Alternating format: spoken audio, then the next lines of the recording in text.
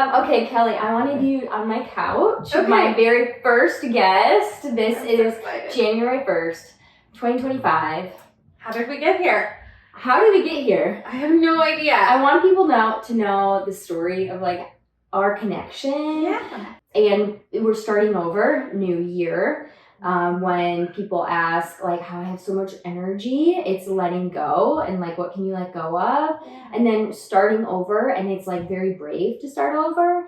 So I wanted to like talk about starting over, how we met, what's happening, and like what's about to happen. Yeah. Yes. Absolutely. Yeah. Okay, so let's start at the very beginning. Very beginning.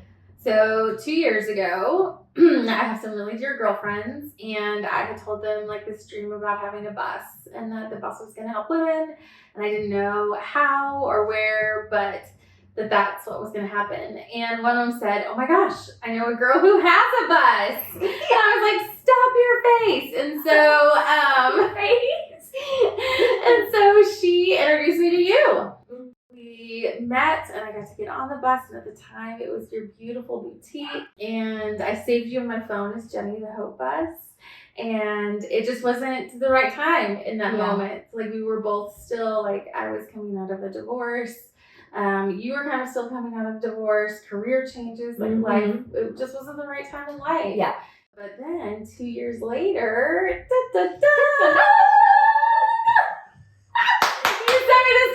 message out of the blue, and you were like, "Hey, are you still interested in a bus?" And that's the start of like the journey that we're on now, which is unbelievably wild. When you came on the bus, you were like, "I've always had a dream to fill a bus with cute clothes and help women start over." And I didn't believe you, because it was so, I'm like, how did you, that's what I want to do. Yeah. Like another person that wants to buy. And I was thinking that yesterday is like, who just, like how God is so cool and our journey is so cool. And like, you don't know the end from the beginning. You know, people want to know what's going to happen in order to start. Yeah. And I had no idea when God said to buy and convert a bus. And I'm like, okay, that's cool. Yeah.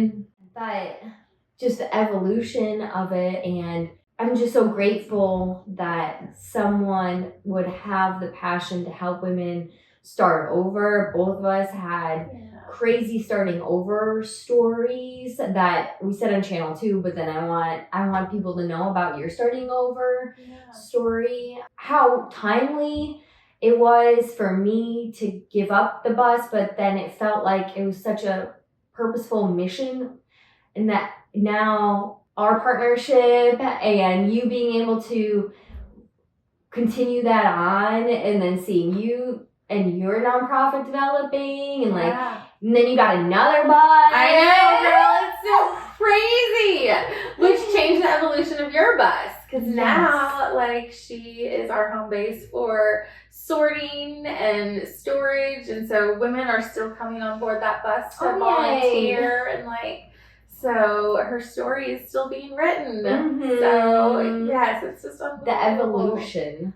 Absolutely. Did you think that you would be here? You had a dream. Wait, how long did you have a dream of having a bus? It was like 5 years ago. Okay. If not more. Yeah. What started that? It was because you were starting over, and so a little bit over 5 years ago, I got sober. So I went to a treatment center, and it was in the middle of winter, and it was so cold, and I literally went with like nothing, and I just remember the kindness of the women there, and like somebody gave me a jacket, and somebody gave me like some long sleeve shirts and things to wear until I could leave there and purchase them for myself, and or have friends bring them to me. And just what that felt like to be like at the bottom of the barrel, but then to have like women just wrap around you with love. And I was like, that's such an amazing gift of compassion that's life-changing. Yeah. And so when we started talking about the bus, and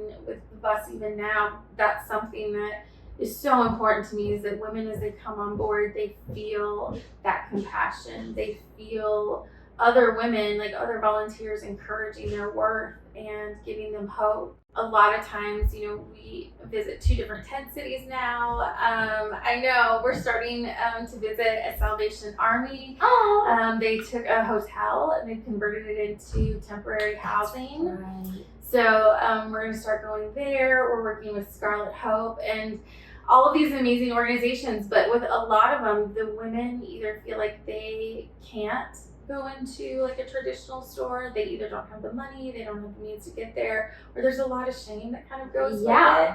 And with the bus, they can come on just as they are. We have the clothes like beautifully displayed for them. They can pick out the size they want, the colors that they want, and there's dignity in that, which is so important. So I mean, imagine going into a store and you're starting over. You don't have, it's already uncomfortable, like finding clothes, and then you're starting over and you don't have the resources, and then if you don't have the resources for nicer clothes, then going and moving into the world. And so I love about clothing, I love clothes. I know. And it really makes such a huge impact. And I love this like cycle of the clothes in our closet that we don't like or wear anymore, we just hold on to them.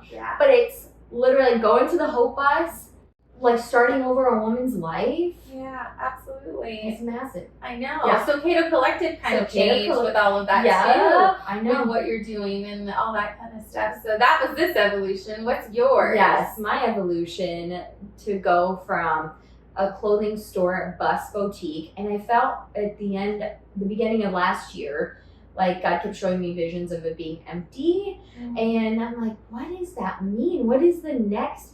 And it just was not, things were not clicking with it. So, but it just felt like there was still such amazing mission for the bus.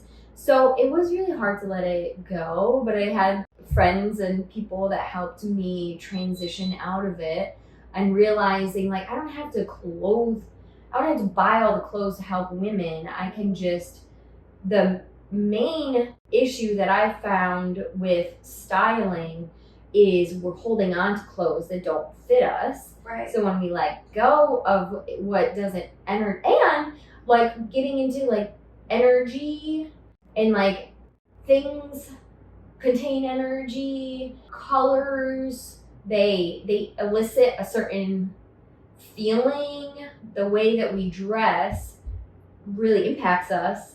But letting go of those that don't fit us, it gives us that space, and that's what we're really uncomfortable with, which is just hard to let go. Yeah. But it's crazy how now I'm like, oh, I love going into a woman's closet and be like, yep, it doesn't feel right. It doesn't fit you, and like allowing them to let go, and then it's like, wow, I feel amazing. You can breathe again. Yeah, absolutely. That space. Yeah, absolutely. Which feeds into Genergy. Yeah, what that is. Yeah, and the evolution of that. The evolution, and then the Genergy thing happened, and the nickname stuck, and I love it. And how do you get your energy? And even the energy drinks are really fun. Yeah. I love energy drinks, but it is the letting go. Yeah. What are you letting go of? You are so funny. This is why I love you. I was going to ask you that same question. I was like, being that it's New Year's Day, what are you letting go of in 2025? Yes. Okay, I love you. I got you, girl. We're sisters. We're literally. I know. I know. Yes. God is so good. I'm starting to sing now. Isn't it fun? It's so fun. I know. I love it. It's a great expression. Yes. I don't know why we don't sing more often. Okay, what am I letting go of in 2025? I think like the first word that like came to my mind was fear. Me too.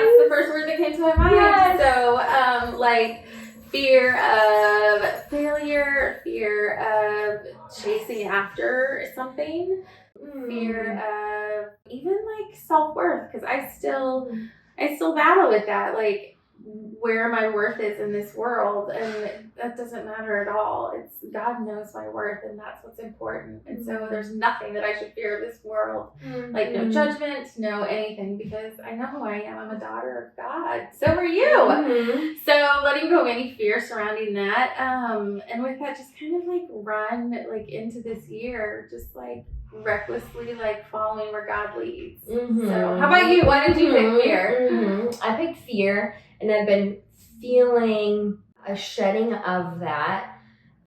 Fear of being seen, fear of failure, and fear of transitioning and starting over. Yeah. And what does that look like? So it's even more shedding of what people could judge me for, or like fear of being laughed at. I think that's, or being like shame. It's like there's like so much shame that I've been carrying. That's like an onion peeling back the layers of like less and less of a thing. And it feels like this is a new, and I know that like what you focus on grows. I've been feeling this like internal, you don't even have to think about that. You don't even have to dwell on it. It's like, it doesn't exist. I'm just wanting to focus on joy, energy, light, love, and operate out of that. And then the rest like has been like disappearing. Yeah. So this is a new evolution. I love it so much. I know. I love it. So the Hope Bus and your nonprofit, I want you to tell people where to find you and how to donate clothes. Yes. So you can go to faithandwildflowers.org, and there's a link for the Hope Bus that shows every place that we're doing donation drops. We are partnering with the YMCA. I know. There's so much development. Another evolution. The evolution. So definitely we'll have boxes at Donaldson, East Nashville, Bellevue, and hopefully Brentwood. So you can find those and do that. You can also find out where you can volunteer. We need help sorting clothes. We need help going on the bus if you want to come on us that way. And we definitely need sponsorship of women. So for $30 a month, that gives a woman who is transitioning out of housing in an emergency situation beautiful bag filled with undergarments, socks, bras, underwear, toiletries, notes of encouragement. They get an outfit for some type of interview, and then they get like a seasonal piece of clothing. Yeah, so you can find out about sponsoring a woman there as well. How about you? Where do people find your information? And I just want to say that out of all the nonprofits that you can support, this one right here, this woman right here, literally is on the ground floor. And we had an event together with the bus. There's a woman from the DA's office that said there are people that are supporting women, like donating helicopters to rescue women from being trafficked. But the gap that they have is clothing, lack of clothing for these women who have nothing. And this girl right here and her nonprofit are doing so much, and it's so full of love. And the clothes in your closet that you don't like or wear anymore, that's where the Cato Collective comes in.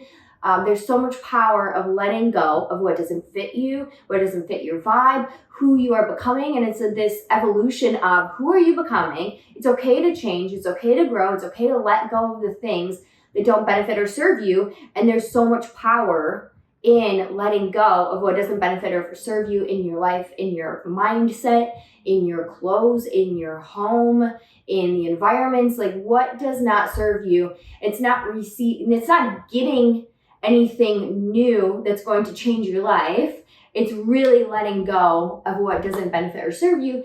And the clothes in your closet that you don't like or wear anymore are starting women over and giving them a fresh start. Absolutely. It's just beautiful. So the growth of Faith and Wildflowers and the Hope Bus, you got to follow and and watch this journey of It's gonna be amazing. I Yes. know. I'll be back on this couch again. yes, With with more updates. Yes. Which will be so good. Well, thank you so much for coming. Oh my gosh, thank you, friend. I love Oh my gosh, and follow this woman. She's amazing. Yay. Oh, I love it. All right, I love until you. we meet again. Until we meet again. Okay, bye. Bye.